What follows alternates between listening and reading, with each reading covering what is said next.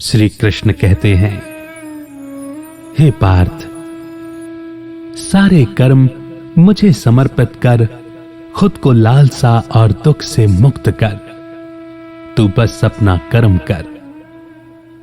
जो मनुष्यात्मा मेरी दी गई सीख को विश्वास के साथ अपना कर कर्म करता है, वो सभी कर्मों के बंधन से मुक्त हो जाता है।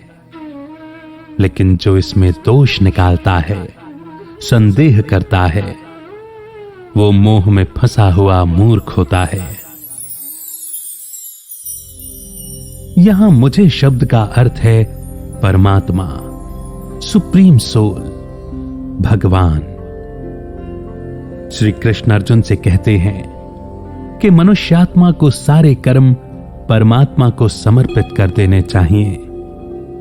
यहां समर्पण का मतलब यह नहीं है कि मनुष्यात्मा कर्म ही ना करे, बल्कि तात्पर्य यह है कि वो बिना किसी लगाव और बिना उस कर्म से जुड़े हुए कर्म करे। कर्म मनुष्यात्मा को तब बांधते हैं जब वो उसके परिणाम से कोई उम्मीद करता है।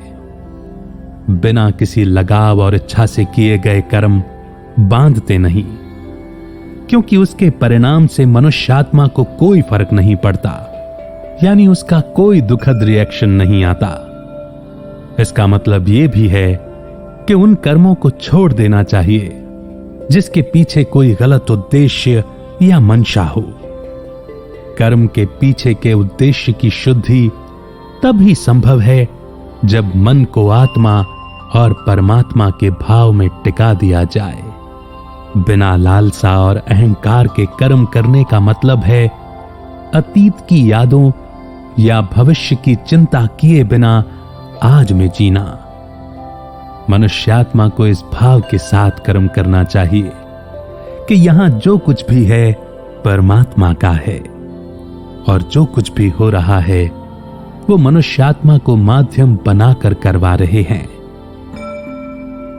श्रद्धा या विश्वास का एक मानसिक नजरिया होता है।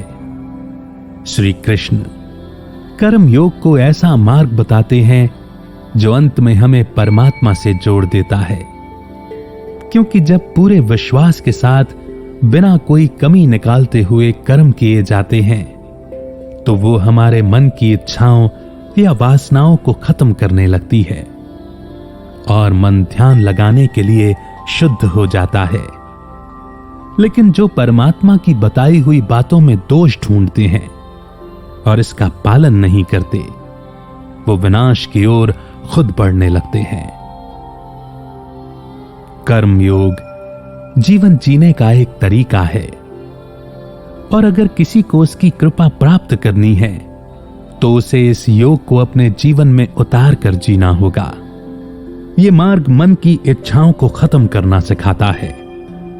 जब कर्म में से अहंकार और अहंकारी इच्छाओं को हटा दिया जाता है तो ऐसे शुद्ध मन के माध्यम से किए गए कर्म दिव्य कर्म बन जाते हैं।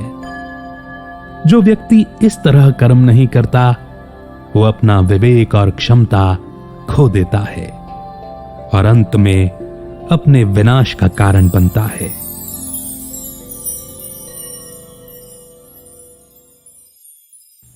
श्री कृष्ण आगे कहते हैं, सभी प्राणी और स्वभाव गुणों के प्रभाव में आकर कर्म करते हैं।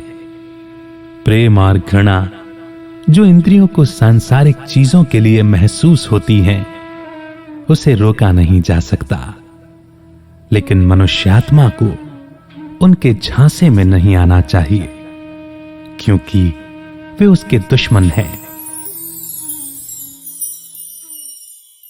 हर मनुष्यात्मा की एक प्रकृति या प्रवृत्ति होती है जो उसके विचारों पर प्रभाव डालती है।